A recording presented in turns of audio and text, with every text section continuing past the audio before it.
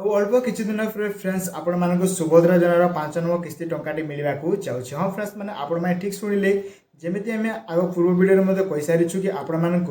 August 28 तारिख दिन राखी पूर्णिमा अच्छे और आपण मानक से दिन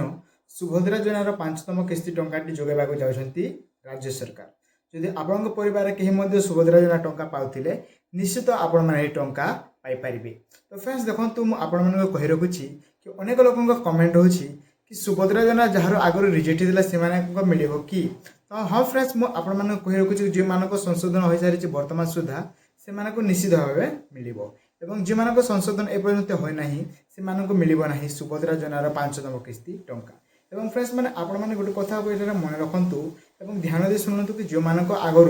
गोटे कि दुईटी किस्ती आपण मैंने टंका पाई कि आपण मान अंडर प्रोसेस कि आपण मान रिजेक्ट होता तेबे जदि आपण समाधान कर सारी से प्रोब्लेम को आपण फेस कर सारी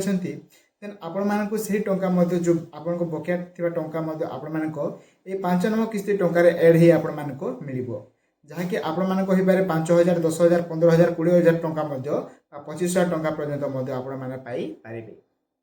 तो फ्रेंड्स माने आपण मानक बहुत कम दिन रहिला आपण मानक टंका मिलिबाकू जाउछि। तो मोठे आपण मानक गोटे कथा कहबाकू जाउछि फ्रेंड्स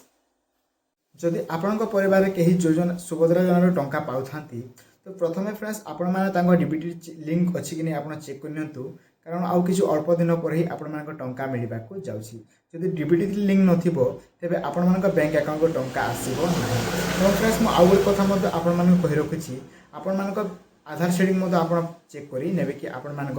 अछि कि नाही एवं डीबीटी को बैंक रे आपण मानक लिंक अछि से बैंक रे ही आपण मानक टंका पड़िबो। कारण फ्रेंड्स अनेक लोक गोटे दुईटी तीन चार पांचटी खाता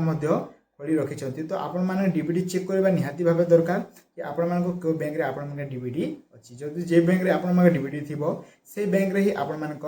सुभद्रा योजना टंका ट्रांसफर हेबो नचेत आपण मानक टंका ट्रांसफर हेबो नाही। एवं फ्रेंड्स आउ गोटे कथा मु आपण मानक शेयर करबा को जाउछि मु जेमिति आगरु मध्ये कहली कि आपण मानक जो रिजेक्ट हितिला तेबे आपण मानक टंका मिलिबो तो सेटा क्यों मानक मिलिबो। तो देखंतु फ्रेंड्स मु जेमिति कहितिली कि आपण पाखरे जदि 5 एकड़ अधिक जमी इश्यू जदि आपण मानक थिला तो जदि आपण टंका कटि जाइथिला बा आपण मानक जदि सरकारी कर्मचारी होई नथिबे एवं आपण सरकारी कर्मचारी आपण देखा जाय टंका काटा जाइथिला किंबा आपण जदि अधिक टंका रोजगार करूछंती सेति पय हो किंबा आपण मानक एनएफएससी जोटे कि आपण मानक राशन कार्ड पय हो जदि आपण एही सबरो समाधान जदि आपण करि सारिछंती ए पर्यंत तेबे आपण टंका निश्चित भाबे आपण